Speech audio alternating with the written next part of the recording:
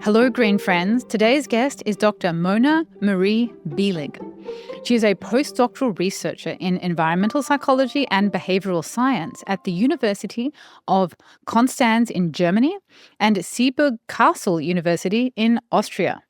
We will be diving into her recent research paper titled Increasing Retrofit Device Adoption in Social Housing, Evidence from a Two-Field Experiment in Belgium.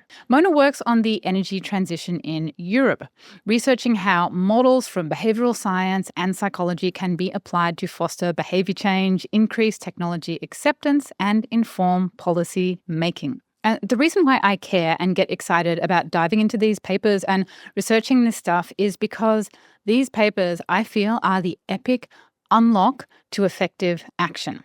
So, number one, something as simple as what we're going to explore in this paper, like using social norms language, that is literally the way that you write the sentence that is on a flyer that you give out to people in the community.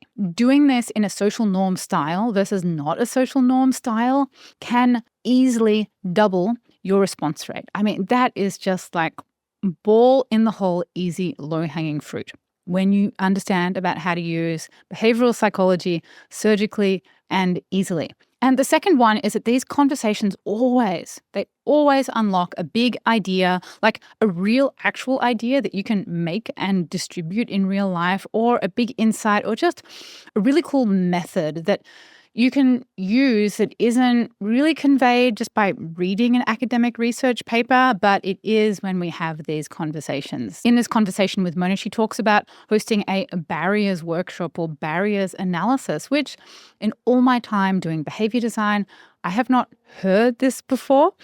And it was really interesting to explore. And I think it's something we're going to bring into the process at the School of Climate Action Design. So try to listen to the end of this episode because we just dived into so many things.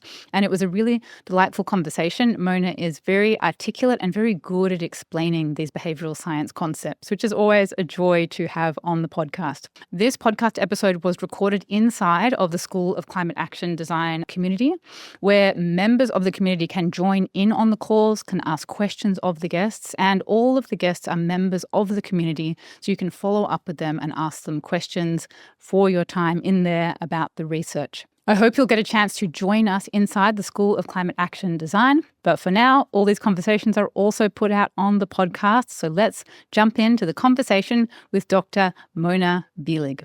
Welcome to the show, Mona. Thank you. I'm excited to be here. Yeah, we're going to take a deep dive into nerding out on all things environmental psychology and energy. And I was surprised to just learn that you also studied heat waves. I've worked a lot on urban heat islands as well. And so that research is actually a super interesting dimension of the physical environment and of psychology. But first off, always jump into the same question with everybody. My community of environmental sustainability people, most of us have studied science and engineering, maybe policy, pretty much never environmental psychology or behavior. So we've got all these people, folks working in local city government, heading up not-for-profits, rolling out climate change campaigns. They don't know any of this stuff. Why is that a problem? I do think that as far as I learned from my research and also my work, because I work in a lot of interdisciplinary projects. So I do have some experience with like also tech startups or other sustainability managers. And I do think that this, let's say if environmental psychology is left out too much, then often it is assumed that we have the technologies, so we do have the solutions, right? So as long as we bring the technologies, then these right technologies will solve the problems and people will just get along with it. And often this is not the case. Often people do not adopt new technologies or even protest against new technologies. And I think that in some cases, even when campaigns, for example, are built, the assumption is often that when we take human behavior into account, information will be enough to get people on board, right? But lack of knowledge is often not necessarily the barrier that we are facing. And I think that environmental psychology brings this really interesting perspective into the very different barriers that people can face when adopting a new technology or when transferring to a new habit. So there's, for example, this COM-B model, which I think is a very convincing and simple model from environmental psychology that says that barriers are defined in the categories of capability, opportunity, and motivation. Oh, sorry, can you just say the name of it again? You said it was a something sure. B. What was it? Yeah, it's called COM-B model. How do you spell that? It's CB. So Okay. it's capability for C, opportunity for O, and motivation for M, Okay. and then B for behavior. So this model for environmental psychology and behavioral science, it basically says only if all of the three barriers are overcome, then a behavior can change. So I do think that information, which is often the thing that most people use in, for example, designing campaigns or working with sustainability, that information might increase people's capabilities or it increases their knowledge, but they still might not have the time or the financial resources. Their social circle might still disapprove the behavior. They still might not be motivated enough. So this work might still fail because of the other barriers that are not taken into account. Yeah, I often sort of try to explain it as the three main sort of errors we get wrong. Like one is that extra knowledge will help. The other one is we get people to care more. And the other one is if we just pay people. So there's this very simple we kind of automatically categorize when you think about it in terms of like these barriers or these things that kind of trigger action. That if we just give people more knowledge or make it cheaper or something more expensive or just make people feel more guilty or more like caring, that will kind of do it. But when you look at the research, these are often not necessarily like insignificant. Like they're still ingredients and they're still important, but they're often the weakest. When I look through all these papers, they're the weakest drivers, like when they're tested. And what I thought, when you open up your paper, which I just read this morning, it says that the barrier, it's kind of interesting to think about this thing in the context of barriers. Like, let's say people kind of want to do the right thing, but there's a barrier. Assuming that these barriers aren't often what we think they are, you've written here that they're often social barriers. Like, what is a social barrier? Like, how would we, if I was to like see it with my own eyes, what would that look like?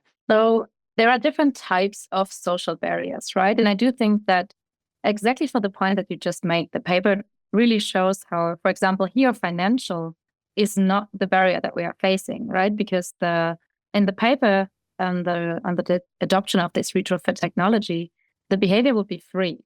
So the tenants that get this technology get it for free. So you would assume the uptake rate is 100% because they can even save money by adopting it, and it's only a win-win. But in fact, the behavior that they were facing is that 30 to 50% of the tenants rejected the technology. So we are assuming there's a different barrier here. And the social barrier, what this could mean is, for example, if I, for example, mistrust the organization that is giving the technology to me, and I'm not really sure like who is doing what with my data, or like what is this used for, or is this technology even safe for me? That could be a barrier. Or like a social barrier in particular, often are the social norms that are prevalent. So if I show a behavior, but I do think that my social circle or people that I care about or people that are similar to me disapprove of this behavior and might judge me for demonstrating this behavior, then this is a big social barrier. And I will probably not show this behavior because even if I think it's the right thing, I assume that other things it's not. So that would hinder me from showing it, even if I'm motivated or if I get paid for it. What is a social norm? So a social norm is, so there are two types of social norms. There are injunctive social norms and descriptive social norms. And injunctive social norms is what I think, so my personal perception of what others think is the right thing to do. So basically what I believe about others' belief, we call it also a meta belief, right? So what I think others approve of or don't approve of. And the descriptive social norm is what I perceive as what most other people do. So for example, if I think that in Germany, most other people recycle, then my social norm is that recycling behavior is what other people do and what other people probably also would expect me to do, right? So my perception of what others expect. And it's interesting because social norms not necessarily representing reality, but it's more my perception of what I think others think and my perception what I think others do in my personal social group. We often come up in the podcast of this issue of pluralistic ignorance. This multi-syllable word. It sounds like sort of how you mentioned that we behave based on what we think other people will do, but we don't often get that right. So can you sort of extrapolate a little bit from this perception of what is expected of us, what we kind of think everyone else is doing, and how that kind of creates almost like a negative feedback loop. If we get that wrong, it then creates sort of like a negative feedback loop. We think that people aren't into it as they are, and how important it is to have this signaling of these norms kind of get in the way of that. Exactly. So just as you said it, like pluralistic ignorance means that if I think the opinion that I have is the opinion of a minority, then I will not display the behavior. But if in fact this is not true, so in fact the majority has this opinion, but everybody thinks on their own, they're the minority, then exactly this feedback loop kicks in. Nobody displays the behavior, so also nobody else can observe the behavior, and we don't really have this demonstration of social norms. So correcting the misperception of what is the social norm can help overcome this pluralistic ignorance. Yeah, that was what our last guest, you were there, Maria, with Tabia, was studying this exact thing, this signaling thing, like saying that we need to do sort of additional public signaling to show that these things, to just to get other people to see it, to kind of like signal those social norms, to just basically show everybody publicly, if it's like just like a badge you're wearing or something that's outside the front of your house, something that's on your car, like something that just sort of sends that message to kind of like get in the way of that pluralistic ignorance cycle that can happen. And now let's jump into your paper. What did you discover? What was the big sort of finding? So the paper that you're referring to, we're looking into testing a social norm communication. So exactly this kind of information of informing people how prevalent the behavior is in their social in-group, how much that can help to increase the uptake of a smart heating retrofit technology in social housing neighborhoods in Belgium. So this retrofit technology, just as an explanation, is basically an extra technology that you add to your existing heating and water boilers, and which thereby can increase your energy efficiency and you can save on your energy bill. And as I already mentioned before, it is a very special context because this technology was given to the social housing tenants for free, and they were also allowed to keep the savings they make on their energy bills. And still 30 to 50% rejected the technology. Wait, So sorry to interrupt, but people are basically getting a free technology that will save them money. They're basically getting free money. So this is getting right in the way of this idea that money is like this big motivating thing. Like, and people in social housing means they're probably not high income people, right? Is that what social means? Government. So they're already kind of poor or low income. Yeah. It's okay. Exactly. So it's subsidized housing, and it's difficult to say one thing about the whole social housing community, but mostly it's people from lower socioeconomic status that live in these communities.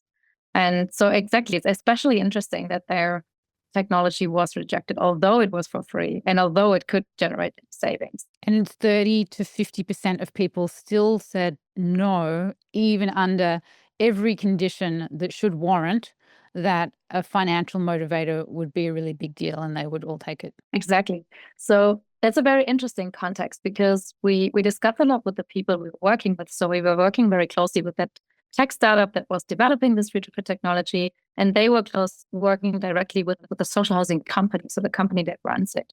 And they said that it's rather a low trust setting, so that people might just distrust it too much and thereby reject the technology for this, or just don't really know about the behavior, right? So they are just very insecure about what is the right thing to do. And that's why we thought that communicating social norms, so having people actually learn about the experience that other people in the same neighborhood, so people that are also familiar to them, people that are there in group, made with the technology, could really help to increase. And we were very lucky because the same company already did a prior rollout in the year before. So we did have the exact data of already households that have adopted the technology. So we could design the social norm information based on true information from the same neighborhood, from the in-group, and just tell people that already other neighbors adopted the technology and have actually saved money. And then we tested this intervention in 2 field studies. And the outcome that we measured was the actual installation rate of technologies in these social housing companies. And we found that it worked really well. So in both of the studies, we could find significant effects of the intervention and increasing the adoption of this retrofit installation. And can you explain a bit, like we're like in the office, right? And we're like designing up a flyer. So we've got like a graphic designer, or I'm like the sustainability manager. Maybe I don't even have a graphic designer. I'm doing it myself. And I'm like, what does that mean? Like, you've got the control, which says something. And then we've got the alternative, which is the social norms. Like, what do I write, or what did you write on this? In like real Yes, baby so steps, like anyone can understand it. Even in a baby steps. civil engineering graduate who like can't do anything except for calculate the forces of concrete, like what would you tell them to write? So that's an interesting question, right? Because we actually often do all these baby steps in the work that we're doing. Because in these projects that I'm working in, we mostly work with tech startups, with cities, and often they are not used to this kind of randomized control trial, as we call it. And what that means is that you do hold the information absolutely similar or like identical between the two informations that you send out. And you just add a little information on the social norm to one of them. And by this, you can test whether the social norm actually leads to a change in the end. And the social norm, so first of all, for social norms, what is important is that there is actually a social norm that you're building on. It's probably backlashing a lot if you just make up a norm or just make up a number that is not true. That Sorry, is I've been telling everyone in my students to just make up a number. They're like, shouldn't make up a number? It should be true. I'm just like, nobody's going to pay attention. Just make it up. So you say I'm wrong. You say you should not just make it up. Sorry, everybody. Sorry if I'm. I mean, there is a debate going on of deception if it's for the right cause. But so from my standpoint of view, I think being transparent is really important here. And maybe it's not even necessary to make numbers up if there are any numbers that you can use. So I would say build on what you have and then really communicate as concretely as possible. I do think that often information might be too vague or abstract, but just be very clear and concrete. What is the actual impact that people can get out of it? So people know that you are being transparent about it and that they can understand what it means for their actual real life. So for example, in our intervention, what we wrote is literally that through this technology and the company, we named the company name, this and that amount of households, I think it was like 57 in our 57 households renting from the same social housing company like you already save on their energy bills. And this is what they can save. This is how many residents already have it, right? So we like created like an experience for them. Okay, this is what we know. This is how many people are already using it. And what we assume why it worked so well, and what we can also a bit see in the second of the two field studies, is that if people's trust is low, then this kind of very concrete information and this information about what others do can give them a bit of guidance. What is the right behavior to do? Because in our second study, we tried it out in a larger sample size and in 3 different blocks. And in 2 of these blocks, the uptake rate was rather high in already, right? It was high no matter if the intervention was there or not. There's like we call this like a ceiling effect. So the behavior was already super high. The intervention didn't really change anything. But in the third block, where the base rate was really low, so the non-intervention group had like an uptake rate of, I think, 35% or something. But there, the intervention really made a huge difference. Because then if people are insecure or not sure about the behavior, then apparently knowing what others do and having an exact number of how many others are doing it already from their social in-group helped to increase maybe trust. We, of course, couldn't really measure trust because it's a field study. So the only thing you measure is the behavior in the end. This is, I think, both a strength and a limitation. But yeah, so basically really concretely pinning it down to the number and the information that you have. Yeah, and I've got the chart here. So it seems like if it's already very high, it's kind of almost reached saturation point. So you don't even really need an intervention if something's already reached saturation point. Mm-hmm. When it is low, it can be a really powerful missing link to get over those very low adoptions, to get them up to that kind of like, possibly even that tipping point. I figure that you have a tipping point in just about everything, right? But I just can I read it out to you? Because I like to just really make sure that we can translate the academic study into something really usable. So you're working for the clean tech company, you've got to make a flyer, or you're working for your local climate campaign on the website or whatever. And this is what it says. See, I've got it here. So there's a picture of the housing community. Then there's a chart that shows what I think must be 57%, 57 out of 100 little dots. So a chart showing the dots that would represent 57. And then a blurb that says, through Thermovolt, which is the technology, 57 households renting from The Home, which I figure is the name of the housing estate, save on their energy bills. So I think what's relevant there is that you said 57 households. It's like a real number. That's what you mean, right? Like it's like Hmm. 32 people, or like really making that something that you can really sort of visually see and understand. And then it's also got the name of your community. So it Yeah, doesn't say like the country or even the city or even like the suburb or the neighborhood or the block. It's actually like the actual like housing estate, right? So exactly. that I reminds me of think, the shower one.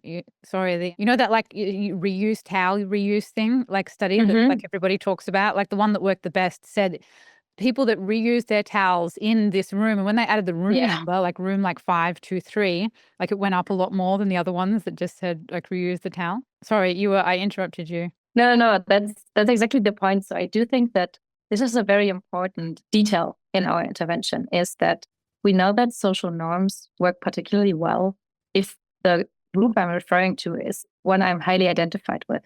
So I do think that, for example, here naming the city, especially when considering such a specific group like social housing, company, residents, right? Tenants that live in this specific, they might not identify with, I don't know, country level or even city level, right? But through naming the name of the social housing company and really telling them it's in the same neighborhood, right? It's people that are very similar to you, people that you might even know, then this is increasing their identification with the group that is showing the behavior.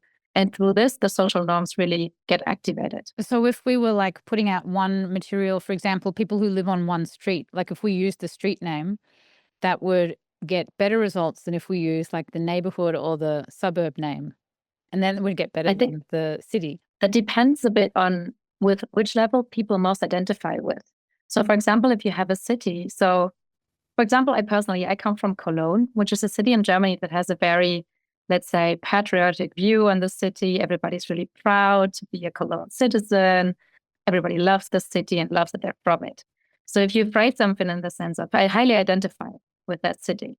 So if you give me a social norm that is on city level, that will probably work really well with me because I identify so much with being a citizen of this city. And so it depends a bit on which norm is activated and also how much people identify with the group that is referred to. It doesn't necessarily have to be the smallest level, right? It can also be a bigger level, but important is that people identify with this level. Okay, that's really interesting because I kind of always thought that the more granular, the better. So I'm thinking like I live in an apartment block, quite a large apartment block that's called Solano Hmm. Apartments in a neighborhood called Cuernavaca, which is not really like the coolest neighborhood where I live. It's a lot of sort of apartment buildings squished in between a few freeways. And then I live in a suburb called Mountain View in an area called Silicon Valley in the Bay Area in Northern California.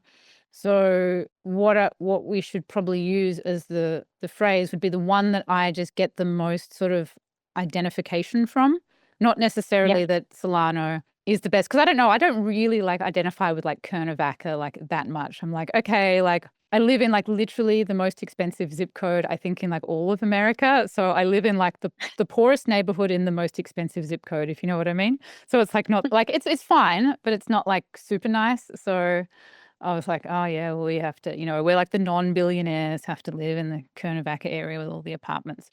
I might not identify with that. I might identify with like Silicon Valley, which has like a cool brand name, and Mountain View, which is a really beautiful like suburb. Okay, cool. I'm just reiterating what you said. Sorry, it's not a question. Sometimes I just have to like say it back to you to understand it myself.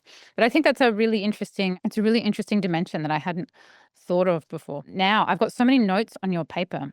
I didn't write them into questions before we started. I just highlighted a lot of stuff. But I thought this dimension of trust was really interesting because that's something like I've never really thought about in the context of social norms before. Like when I think of social norms, I just think people copy other people. Like that's all. That's like you see somebody do something, like you copy them. You see yourself compared on a chart, like you want to copy them. But this sort of trust issue in a technology is kind of a different dimension to that. It's kind of like it makes me Hmm. think of electric cars. Like there's a lot of fear around electric cars that you'll run out of electricity and your car will be stuck with like no way to charge it. That would be like a technology fear. Like what might be another technology fear? People fear worm farms. like having, worms composting. People fear composting, like the smell. We've got another student in the action design school who calling them students actually makes them sound really young. Members, these are professional sustainability leaders, is working on reusable menstruation products. There's a lot of fear around that. We get so used to disposable products, the idea of the reusable ones. It's like people are like, oh my God, awful. I mean, that's almost like a technology fear, even though it's a pretty like low tech thing. It seems like there are so many environmental behaviors that could have that even if it's like super low tech, like the smell of a worm farm or like having a leak with a reusable period product, that kind of thing, I think that could almost be categorized as a technology fear, even though it's super low tech. And that thinking about social norms in that context of breaking that up is a really interesting way to see that in the context of a barrier, and that's a really different approach to just like, let's just slam more information at you, Yeah, so interestingly, now that you say it, so there is some research that I did. It's unpublished, but I'm working on writing it up on smart meter adoption in India. And actually, there is a lot of myth and misinformation around smart meters in India that has decreased trust in smart meters a lot. So in some areas of India, there has been big protests because people think that smart meters would overcharge them and that utilities would use them for fraud in order to increase the billing, right? And so we did a study on intention to adopt smart meters and acceptance of smart meters. And what we found is that, first of all, trust in the organization that is concerned with the smart meter rollout is the biggest predictor of if people want to install it or not. And interestingly, we also did a social norm intervention. And the social norm intervention did well, especially when there was a low trust setting. So basically here again, we could see that like if the trust is not very high and people are obviously very insecure or like don't really trust it, then knowing that other people are approving of it and other people are using it too seems to increase their behavior. So I personally, from my research experience, although it's of course only individual studies, right? But I would assume that this really plays a role. And we also know that social norms work best when people do not have a clear opinion on the behavior. And if people are uncertain about a specific behavior, then social norms work best because then people are like looking what others do in order to get an indication of what is the approved and desired behavior. Yeah, it makes me think of even more things that are in that realm. We've got a big push here in California for heat pump hot water heaters and also for induction stoves. And I think a heat pump water heater is a pretty kind of no-brainer. But the induction stoves, people get very emotionally connected to the gas stove. Like they think it's, connected to like high quality cooking and control. And people have grown up using the flames. And they're like, do these like induction stoves like really work? So that sort of feels like there's a lot of ambiguity around, is it a good product? Is it not? It kind of seems fancy and expensive, but does it really work? And you've written here, I'm going to read out just a couple of lines from this that I've highlighted, which says, when mental models about behavior are characterized by uncertainty, people are more prone to look toward the behaviors of others to guide their decision making, which is pretty much just what you said. And that the role of perceived social approval and group behavior in guiding individuals' actions and choices. So just pretend I put an exclamation mark on the end of that, and that is a question for you. Exactly. So I do think that this it's very closely aligned with the trust idea, right? That if I'm uncertain about a behavior and I don't really know how to behave, right? So imagine coming into a room with a lot of chairs, but everybody's standing. You will probably not sit down. Like, even if you think that the normal behavior would be to sit down, you like, if it's really uncertain, like, why is nobody sitting? Okay, I'm also going to stand, right? So if a behavior if there's no social norm in your head about a behavior, then you are looking what you can find in information on social norms to guide what you will do, right? So in the moment where, for example, and especially when we think about something like retrofit technology, that's a very private behavior. Like everything that is technology adoption within the household is something that is maybe observable in your friends' households, that's the maximum, but you don't really know about your neighborhood. And so anything that is related, especially to energy use in the household, is really something where informing about social norms can clarify perceptions about what is the social norm, because people often don't have an idea of what the social norm is because they cannot directly observe it. That goes a bit back to the signal idea that you mentioned in the beginning, like if everybody wears a badge, right? That makes behavior observable. And the same is true if you inform people about social norms for like the energy context. It makes it observable for something that is not directly observable for me when I'm just living in a neighborhood. Yeah, and I just find this so fascinating about, because I mean, this is like often your study is in the context of comparing it to a financial incentive. That just how much bias there is to thinking that money is the thing that motivates people the most. And I'm just forever sort of surprised and also kind of like delighted to look through the research and just realizing like how weak money is a motivator to get people to do things. Like, I feel like money is kind of like the thing that is more something that more enables or holds back what you want to do. Like if you really want to do something, if you've got money, you can do it. If you don't have money, it might be a little bit harder. But primarily, like, it seems to be like most of our decision making and our behavior and our habits is like money is not playing nearly as much role as we think it is. What do you think about the whole money as a motivator for people? Big topic. Big topic. So in our research group, what we normally say is that money is like a cleaning factor. That makes more sense when I say it in German, but I'll say it. Yeah, it's like it's a bit of something that shouldn't, right? So for example, if in the setting that we were given here, if the technology would have been really expensive, I'm sure that even social norms wouldn't have helped. So money is basically necessary but not sufficient, I would say. So if it costs people really a lot and it will like be very expensive for them, then you of course need to create some kind of financial incentive. But once money is, let's say, clarified, once it's cleaned from the money aspect, then there are so much stronger different types of motivations that you can use. So I do think that exactly like that money is of course something that it shouldn't cost people too much to show that kind of behavior compared to others, right? Because then even that's coming back to the model that I said at the very beginning, this capability, opportunity, motivation, right? If I have the motivation and I also have the chance to like show this behavior and I have a social circle that approves of the behavior, but it is just too expensive for me to afford, I will still not show it. But if this factor is cleaned, let's say, and this is not the problem, then all the other factors can play in. So if money is not the thing that is inhibiting me, say like composting, like we've got 5 members in the Action Design School and their whole job, their entire job, their profession is to get people to not put food waste in the wrong bin. And so I think if the people that have shown up in my school are such a high amount of them, this must be, well, I pretty much know it is, like every single sustainability manager in the world is dealing with this problem because there are bins everywhere and we all eat and we just can't escape this one problem.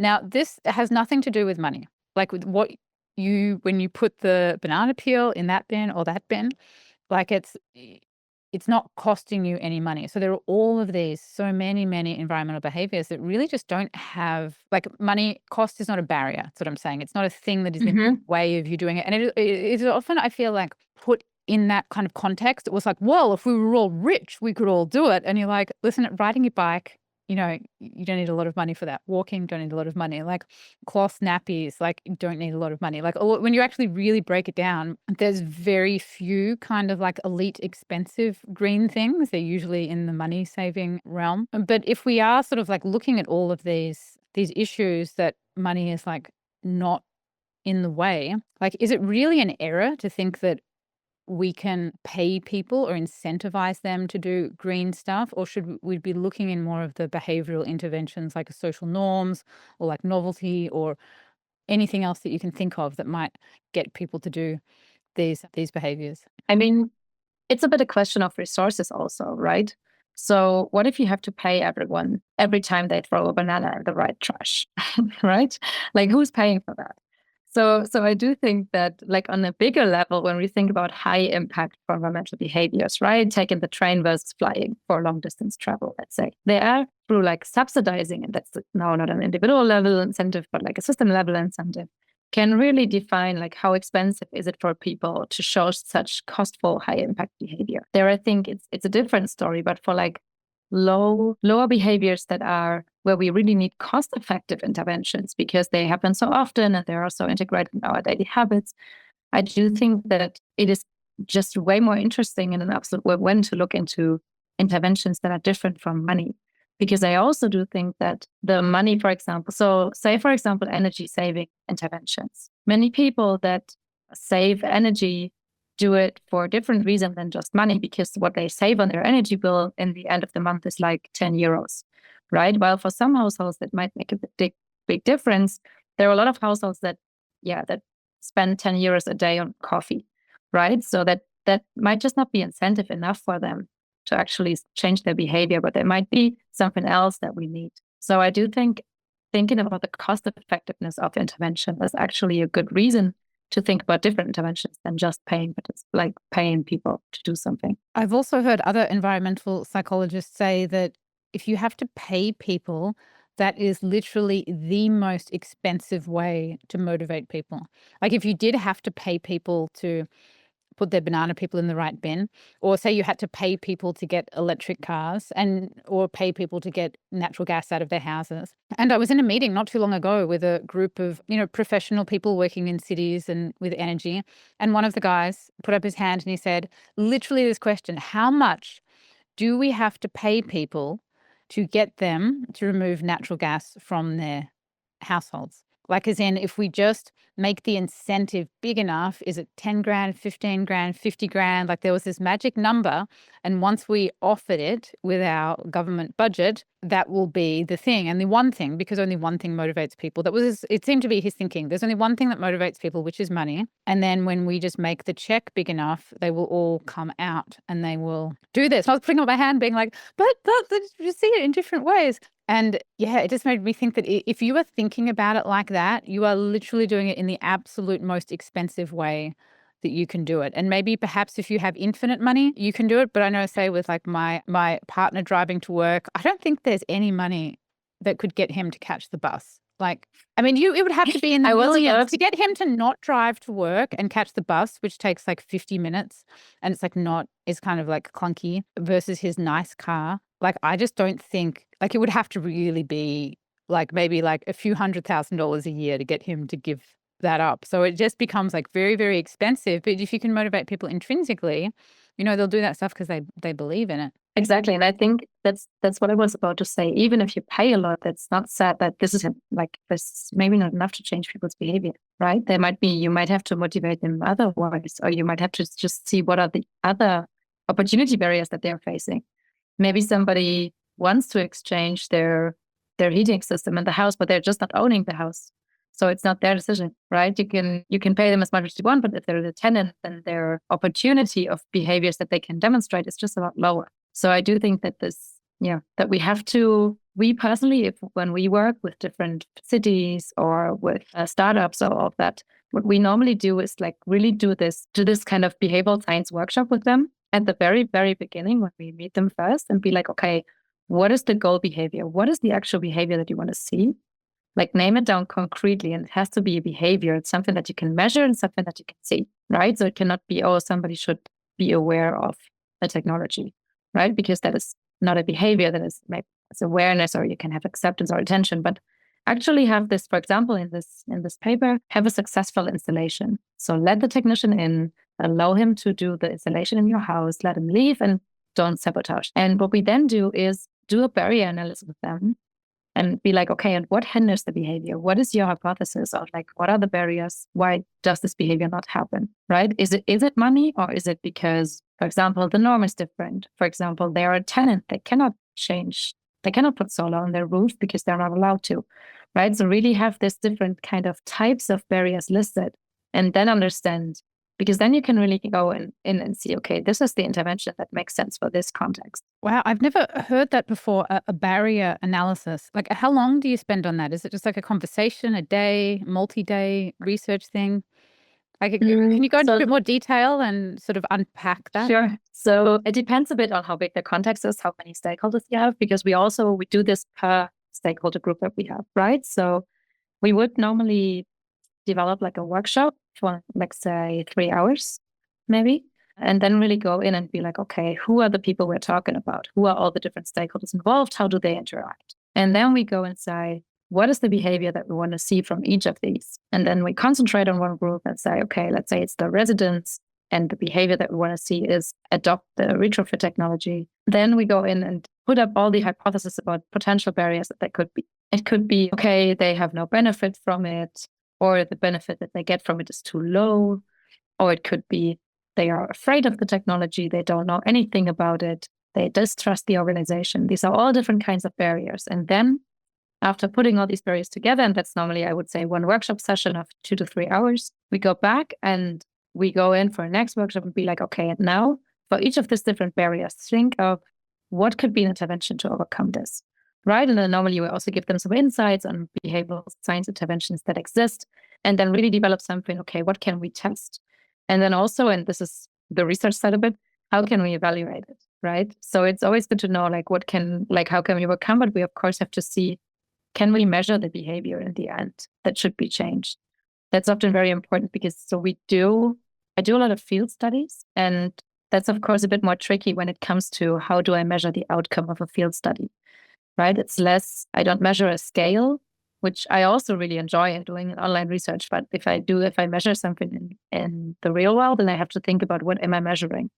Can I even measure, for example, energy consumption on household level? So do I know how much they save or not? Or can I just measure it on building level, and then I don't really have an insight on individual behaviors? And that's then the next step in like designing the interventions and defining how can we test if the intervention worked or it did not work. How many barriers are there? Do you have them like all written out already? Like, is it like something that's predefined? Like, I have this behavior mapping process that I take. It's sort of a similar sort of related sort of thing, but it's a little bit more like, I suppose, UI, UX sort of design. What about like sort of like designing the outcome? But I definitely don't have a barrier analysis in there. But I have cards already. I'm like, there are 23 different ways to measure or design progress.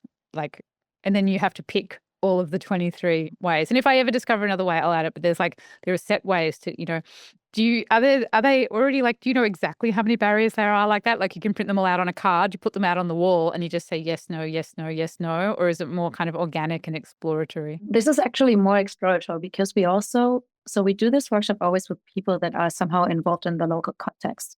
And I think that's really important for it because there might be barriers that we cannot see. Of course, we do have like a preset of barriers, for example, in the energy field, like some that are more capability, right? That it's like knowledge, or like the physical, like resources that people have. Then we do have opportunity, that is, for example, the social opportunity would be the social norm, but it would also be, are people even at home when they should show the behavior, right? Do people even have access to this and that where they can adopt the new technology? Can they even, like, do they have the opportunity to do so? And then the motivational barriers would be the classic ones, like, are the people somehow incentivized? Do people have an intrinsic environmental motivation and something like that? But we also really let people think out loud and generate hypotheses about what they think the barriers are, because it can be very different depending on the context, right? So for example, you would assume that in the context of the paper that we're talking about, that in social housing companies, people that have rather low socioeconomic status, so their main barrier is like financial resources. But that was not it, right? Because in the end, the technology was for free and even could generate the money, and they didn't want it anyway. So like really have the people that know their local context generate ideas for what could be the barriers. And I think that's especially true if you do it for different cultural context, then I think you cannot do this without someone that is from the local cultural context and can tell you more about it. So for example, last year, that was together with a consultancy that I sometimes work with. And there we did a barrier analysis for recycling in Latin America. And there, for every country from Latin America that we had, we like talk to local people that work in the communities and then really let them generate the barriers, because this is a context where I've never been. So I think it's better to let people first generate and then come up with ideas and knowledge from what you know from psychology already, and then cluster them together, basically. So you just ask, like, what are the barriers of the sort of target population and people who know it well, and then just sort of see what comes out. Yeah, basically ask them, why do you think that people don't show this behavior so far? Like, why is it not happening? Like, what hinders people to recycle? What do you think? Right? And then they can start generating. And maybe some of it is not true, maybe some of it's just a hypothesis and the intervention doesn't work because that was not the barrier, but that's something to find out. Right. And it seems like I wonder if the way you start this conversation and the way you end this conversation is quite different, because what you said is what people think people do is like not actually what happens. Like people will probably say like, oh, at first, like the sort of money bias that we have, oh, it's expensive, oh, it's this, oh, it's that. And then once you drill into it, are people saying something quite different? Because you could maybe be through that conversation in 20 minutes, but 3 hours later, you must have a different story, right? Yeah, it's actually interesting because I think, first of all, many people are not used to think about concrete behaviors, right? So often if you ask people about a behavior in the first place, they say, okay, let's, for example, say recycle, right? But that is a very large group of behaviors. It could be, oh, if people are outside, we want them to take their trash from the beach back to their houses and then put it in the right, like this is a group of behaviors, right? And for each of these steps, there might be a different barrier that there is to overcome. So, for example, it could be that people don't want to carry the stuff from the beach back to their houses. So we have to find a way to put up trash cans at the beach so that this barrier is already overcome, that the way back is not the barrier. So I do think that it's interesting to see that people are often not used to think so much about concrete behaviors. And once you let them think about really all the different concrete little behaviors that people have to do in order to fulfill their goal, let's say, or like to actually become more sustainable, then I think it gets easier to think about the barriers, because then people can think about something that is concrete. And should you be asking more so the target person who is doing or you want to get to do the behavior? Because I can imagine you'd get a whole bunch of like sustainability managers in a room that were perhaps not the target audience, and they would just be saying what they think the barrier is, and what they think the barrier is not actually asking like the real people. Like if you were going to do this, like how many of the actual target audience themselves should be in this barrier analysis versus your climate program manager who may be just sort of projecting what they think and not getting it right? Yeah, so that's a really good point, right? Ideally, when I'm saying somebody from the local context, the sustainability manager might be very involved with the community and really know it well. And of course, ideally, that's in the ideal world, right? That's, of course, always also comes with its own barriers. But ideally, you have people from the actual community that you want to do some kind of change in and discuss with them, like, why are they not showing the behavior? Like, what is the problem? I don't think there's a concrete number. Okay, you need this and that many. I would rather say that any insights in the community are already worth it. Yeah, I mean, I just think it's so, yeah, you've got to get like the stories from the real people, because you as a sustainability manager are not necessarily going to really always see what's going on. Like our local Yeah. sustainability manager, I mean, she also lives in like San Francisco, an hour away. So people often aren't even living in the same neighborhoods or cities. And even though they come down a lot, like there's sort of just an hour away drive, may not really be living the day-to-day life. Like say, Yeah. for example, like I don't have a car anymore. I sold my car about 2 years ago. And so I'm bike only. And I'm pretty gung-ho with the bike. Like I'm just a bike diehard. I could probably like move house on a bike. I go, I put my daughter on the back of my bike and my dog on my front of the bike. And I go as three of us on the bike. Like I take the bike on the bus. I can put a trailer on. Like I can do a lot of stuff on the bike. But I'm unusual in that I'm like super comfortable biking. But there is one thing about my apartment building that is like super annoying, is that there's no bike parking on the ground level. But to make it worse, there is this one really heavy door to get in. Like there's no like electronic doors or way to lift it. So I have to sort of pull this super heavy door open, which my little girl can somehow, even though she's tiny, get her bike through, lift the heavy door, and then it closes on the door. It crashes the bike. It's really hard to do with a dog and a kid. But then there's not only one, and then we go to the elevator, and there's a second one. The elevator doors don't open. It's like one of those really old, heavy doors you have to open. So then we have to do it again, but then we have to get it around the corner into the elevator. So that's even worse. And then get the dog and the child in, go up. Then we have to come back out again. So third heavy door. Then on top of that, we have to lift it up a flight of 5 stairs. I have no idea why they have put 5 stairs in a area that we just do not need. Whatever the architects were doing, like I have a friend who stays sometimes who's in a wheelchair. It's really hard for him to get up and down these stairs, so I have a stroller. So getting the bike in and out, it's just like it's a real bitch to get the bike in and out.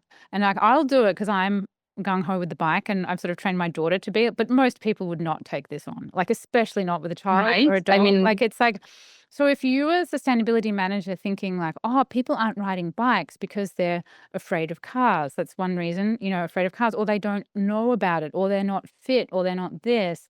I know from my experience that it is totally to do with the stupid heavy doors, like, in the apartment, and there's no bike parking. So, like, if you ask me, I'm just gonna be like, "You need the bike parking, you need the bike parking." Like, nothing else will matter unless you cannot get this thing right, nothing else will matter. Like, and so you've got to just, like, ask people these, and this is a very literal barrier. It's literally a door. Like, it is literally yeah. a barrier. Like, if you can't fix this barrier, like, you can't fix anything. Like, so, like, who knows how many other things like this are around that if you're not really asking people through the lens of the barrier, rather than what would Yeah. motivate you, like, what is the barrier, you're going to just get a whole Yeah. different story, right? I fully agree. So first of all, I'm very impressed by your bike dedication. That does sound like a big barrier and you're overcoming it, which is really great. I do think that, first of all, yes, I fully agree that getting people on board from like the people that should show the behavior and then ask them for the barriers, that's the gold standard, right? That's the best way to do it.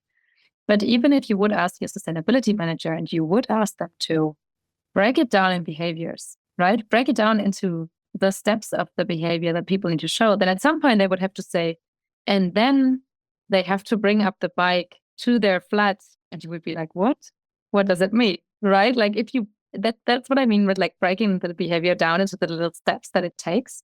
Because then even if the person didn't think of the barrier, and that's why these workshops sometimes take longer, maybe if the person didn't think of this barrier in the very first moment of just being like riding the bike, but like breaking it down to the little steps that the behavior take and then really understanding what is the actual barriers in place, right? And that would be an opportunity barrier, like something like there is no bike parking and it's really like heavy to get the bike out. Like even if someone's really motivated and knows that bike riding is better than car riding, like this is just such big of a barrier that, as you said, like only if someone's super, super dedicated, they will overcome it. And you know what drives me crazy? There's a massive parking lot for all the cars. Like, there is That would so drive me much, crazy like, too. there's space for hundreds of cars. Maybe not hundreds, maybe 100 cars. Like, there's plenty of That's worth a asphalt for riot, cars. to be honest. What? What was That's that? worth a riot, I said. It is inside, in my heart, in my soul. I should do something about it. I just complain about it. I complain about it to myself in my own head all the time, but I've never really done anything about it. Because also, in terms of barriers, I don't feel like the building owners will pay me any attention. I sent them a couple of emails about a couple of things and they didn't respond to me. So I got a negative feedback loop like twice or maybe 3 times. And then I'm like, you know what? They're not listening. But the building managers tell me that they are listening. They're just not responding. They said so maybe I just haven't reached the critical, like, I need to maybe send like 30 emails instead of 3 to get, like, get Or on. maybe you should get 2 other people on board that and you all 3 send the email. So it's more of a community thing and you Okay. turn it into a collective action. Is that what you say, environmental psychologist, what I should do to get over my barrier of not feeling listened to by my building owners? Yeah, so actually, yes. So I do think that so we talk a lot about individual behavior, right? So far. And while I do think that individual behaviors, we also all know, and I also think that has been, or at least I have listened to some of your podcasts where this has already been discussed a bit, the like individual versus system kind of perspective and debate, right? And I do think that in this debate, like the collective level, basically in the intersection of individual and system level, is somehow maybe one that fits more for what environmental behavior should lead to or what it should evolve around. So, for example, if you don't really feel self-efficacy in, okay, I'm not really able to change anything on my own, right? So your self-efficacy is low. But we know from research that if your self-efficacy is low, it can be compensated by a feeling of collective efficacy. Even if I'm not able to change something on my own, we as a group can actually lead to an efficacious change to something that really is having an impact, right? That is also true if you think about other types of individual level behaviors where sometimes it feels like, oh, I'm not really making a difference. Like, why is but if you like group together and you organize something, a protest or something like any kind of collective action, then you can actually have impact on the more system level factors. And so, yeah, I would advise to create a collective action out of it and get more of a this like of collective level. Yeah, and I love that phrase that you mentioned, collective self-efficacy. I've probably seen it somewhere. I don't know if I remember seeing them both together. We do have another podcast episode just on self-efficacy and norms. But this idea that once you get together, it grows. So self-efficacy is like a feeling. It's not necessarily that you're having more of an impact. It's that you feel you are having an impact. Like, who knows? My 3 emails might have actually really had an impact. And because I didn't get any feedback, I didn't know. Maybe the bike shelter is being planned, the bike cage is being planned just from my email. I don't know.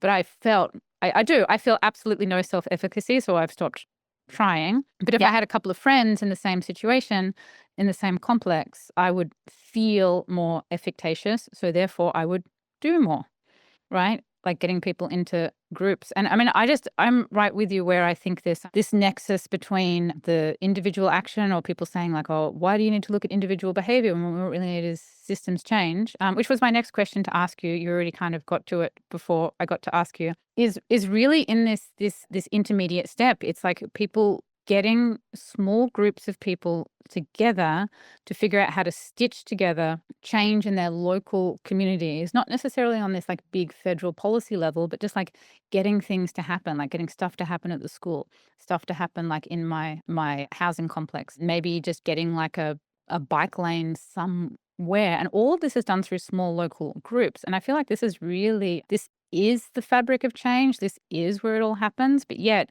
people aren't talking about it as if it is the fabric. They're always talking about the top 10 green things you can do, or there's like the federal government. And there's like not seeing this in between. I mean, can you share a bit more on your thoughts about this relationship? I mean, people must ask you that question too. Why do we need to look at individual psychology? We need systems change and the kind of this in-between fabric between the two more? Yes, totally. So I do think that system and individual level don't really exist without each other. And I also think it's not serving anyone to always play the individual versus system card, right? First of all, I do think that we need system change. I'm against the idea that we should post the responsibility of societal change on individuals. I really don't think so.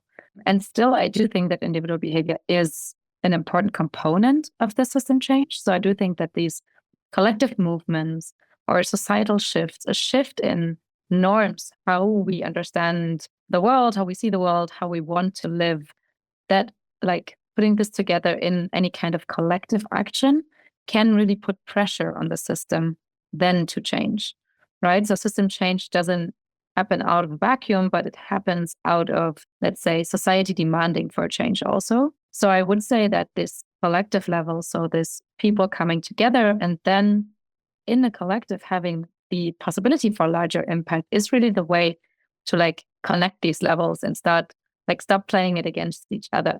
Because it's of course, so the collective level will also have then impact on the individual level in the sense of like, if a collective norm is changing, right, this will, as the paper shows, they will have an impact on my individual behavior.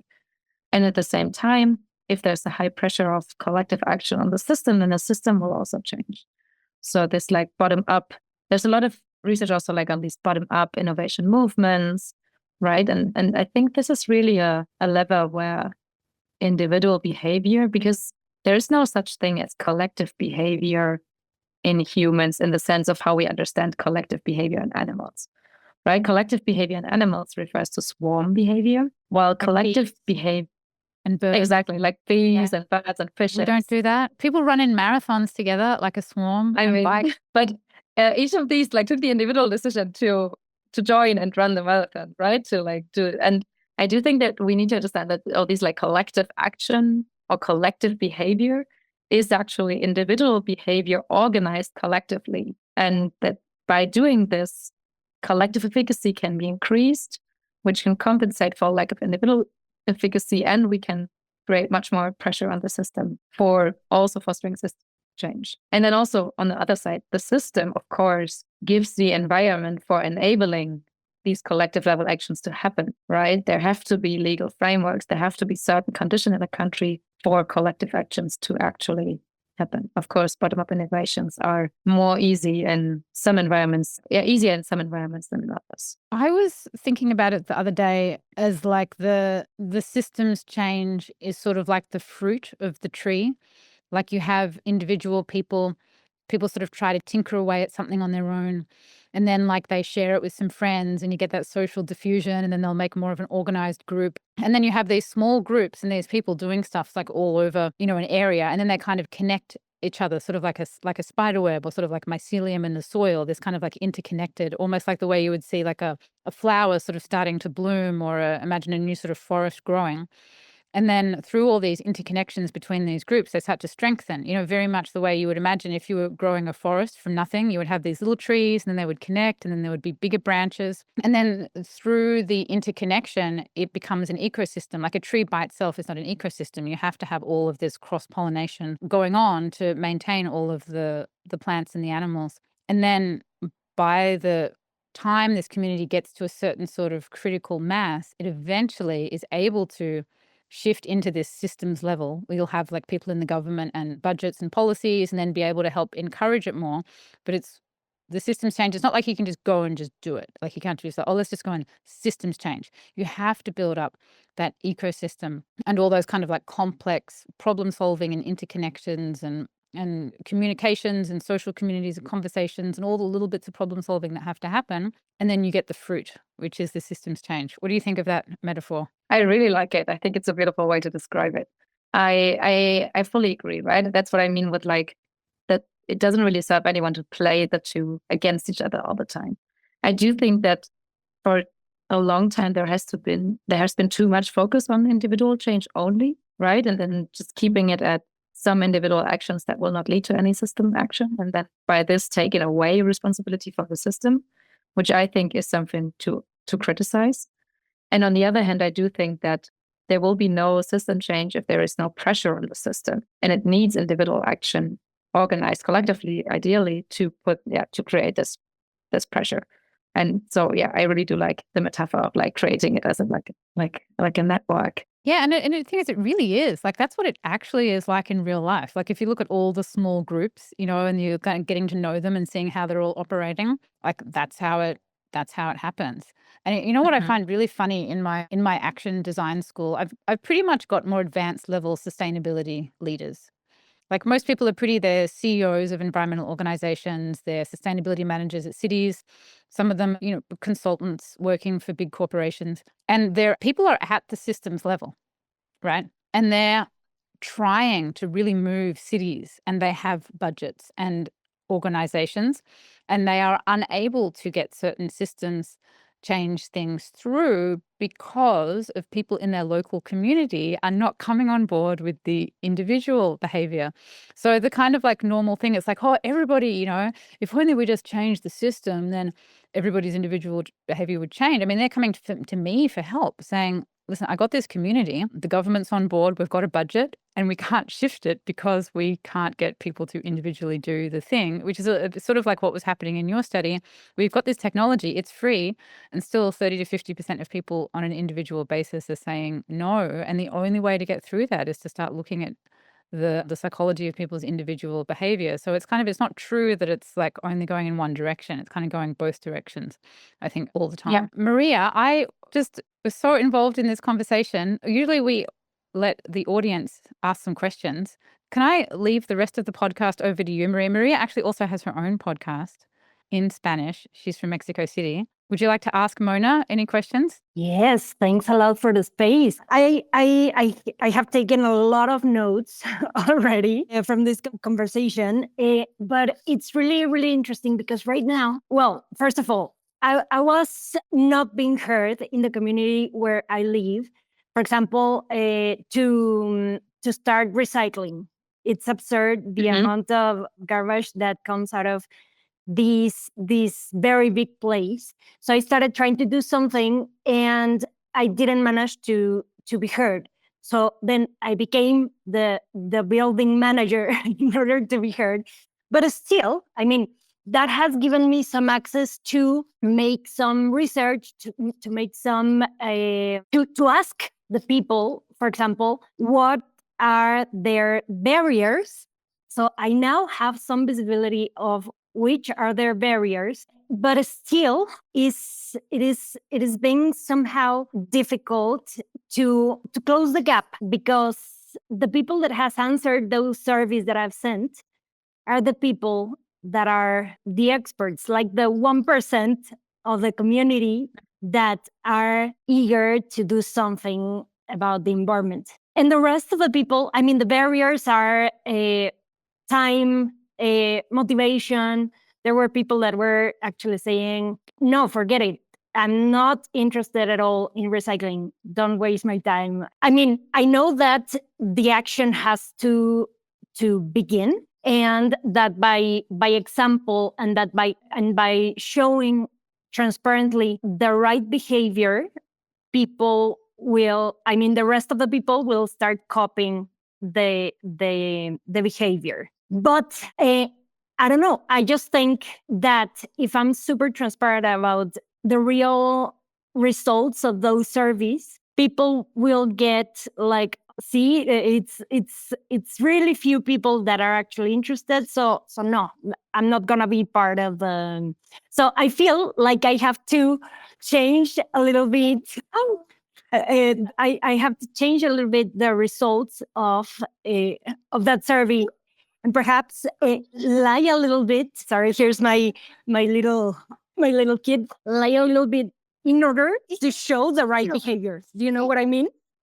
Yes, so I'm not a big fan of deception, I have to say. I think you already heard that in what I said before. Maybe it would be rather say, okay, if people say, oh yeah, it's like time and they're not interested to get involved in it, maybe it would be interesting to rather think about a way to make the behavior really easy. So, right, to do it, to make it so easy that people, even if people are interested in doing it, it's just the easiest way to do it, right? So, or make the wrong behavior a bit harder, like any of the two, right? So to just accept that maybe it's not so much about getting people's motivation up, although of course there are always ways to get people's motivation up, but maybe to understand, okay, that the time that people have to think about that is just really low, and that for most people it's just not a big priority in their life, and then just try to make it as easy as possible so that they basically in the end just do it because it's the easiest way to do it. But also, I think what Maria is asking, that other people have asked me in the context of social norms, like you had in your paper a study where you could say 57 of the houses were doing it. Like, what if only like one house is doing it? Like, what if you've only got like we go, well, great, social norms, as long as we say like everyone else is doing it, but everyone else is like not doing it. Do we just like not use social norms, or is there a way around it? I mean, in that sense, you could also be more like use more the idea of like, oh, like you are now a community ambassador. Like take the people that want to do it, even if it's just the 5 out of 100, right? And like be like, oh, you are the community ambassadors, and then that really strongly incentivize them, and like be like, okay, like talk to your community, get people within the community on board. That is one idea that comes to my head.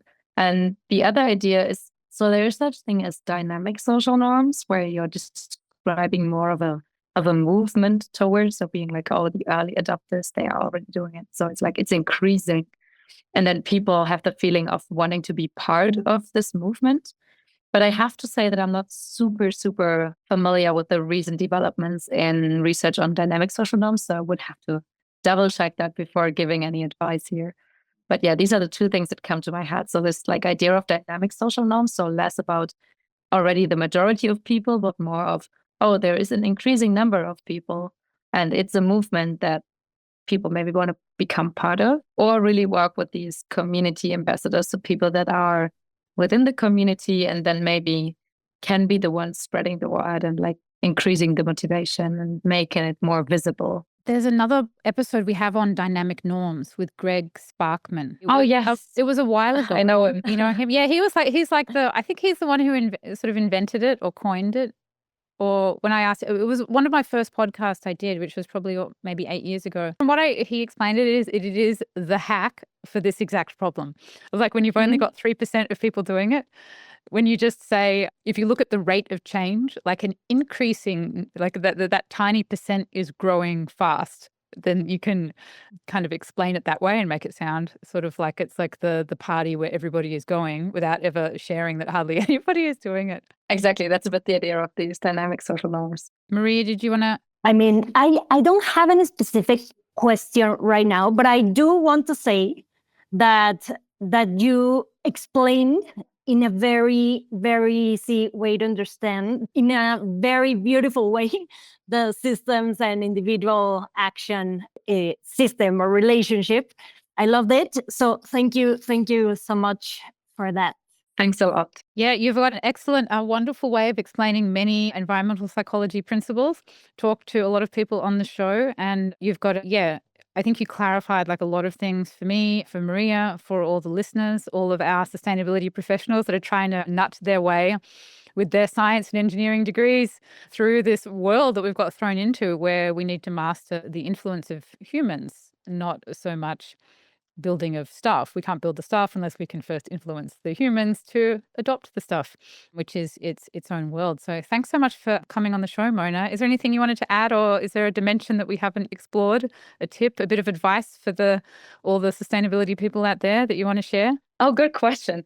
So yeah, I do think maybe a bit inspired by change that has happened in my personal research in the last year.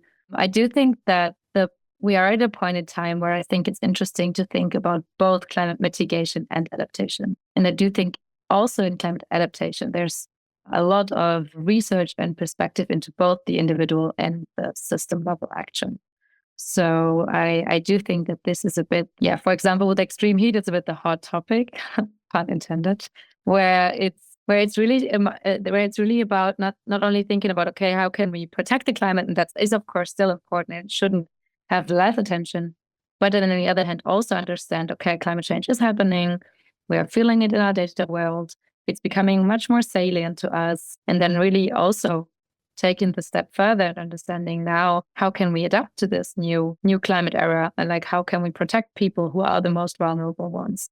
So I do think that this, climate mitigation to adaptation development is a bit happening right now in environmental psychology, and will, I think, also happen hopefully in other areas like companies, cities, on policy level. Well, hopefully we can make all of that happen here at the School of Climate Action Design, taking the academic research, putting it into tools and systems that are easy to understand, so everyone out there can, become better at what we do, at the job of change. So thank you so much for joining us today, Rina. Thank you so much for having me. That was very, very nice and interesting. What another amazing conversation. Thank you for listening to the How to Save the World podcast, and for your interest and passion in environmental psychology, gamification, and behavior design. It's an amazing thing I get to do, to interview these fascinating people and draw out this knowledge that's contained in the Journal of Environmental Psychology, the Journal of Environmental Behavior Design, and others, and extract this knowledge and put it into these conversations that you can so easily absorb. If you haven't already, make sure you sign up to my website at katiepatrick.com. I have a host of free resources that you can download there to learn the kind of measurement-driven behavior and gamification design that I do. And if you want to take a really deep dive into the process I follow to design amazing dashboards and apps and campaigns and concepts that actually drive real humans to take action, you must sign up for my Gamify the Planet program and do the Behavior Mapping Bootcamp course. You sign up for Gamify the Planet on Patreon. It's $25 a month. It's basically almost free for the amount of value and intellectual and design expertise that's in there. And the real signature course and process that I really want you to learn that's in the Gamify the Planet group is this behavior mapping process. It's 10 steps that start with what I call the God metric, the core environmental metric that you want to change. And then we go through a process that's similar to what they call user story mapping in software design. And then we go through nearly 100 different data and gamification and behavioral psychology techniques and see how they all fit together and then come out the other side with a surgically well thought out, smooth, elegant, and evidence-driven concept that is going to get the attention, first and foremost, of the people that you need to reach. And then it will use these behavioral psychology hooks in its design to get them to actually do the thing that you want them to do. It's a process, it's a formula, it works, it's all in there. Don't go through your sustainability, climate, environmental journey without doing this behavior mapping bootcamp course. This system that I've laid out is core to everything I do. And it's my mission to get every single person in the world who is trying to influence anyone to save the planet at all to start using this process because it works. And being able to put it all together at such a low cost to the community is through the support and the contribution of my Patreon supporters. If you love this podcast, if you love this knowledge, if you would like to support my work in bringing this knowledge to you, please jump on to patreon.com/Katie Patrick, and you can make a monthly donation there. I send out Patreon-only workshops, templates, podcasts, and useful designs that I make that you can download every week for the Patreon community. And money is not the only way to support my work. If you're enjoying this podcast, please jump onto Apple Podcasts and you can leave up to a 5-star review. Hit the follow button if you're on Spotify. Follow me on Instagram at Katie Patrick Hello, and take a screen grab of this episode and share it on your Instagram stories and tag me. And you can also just DM me something that you really loved about the episode. It's truly a wonderfully rewarding experience to hear from you when you send me messages about these lightning bolt moments that you've had from listening to the insights in this podcast.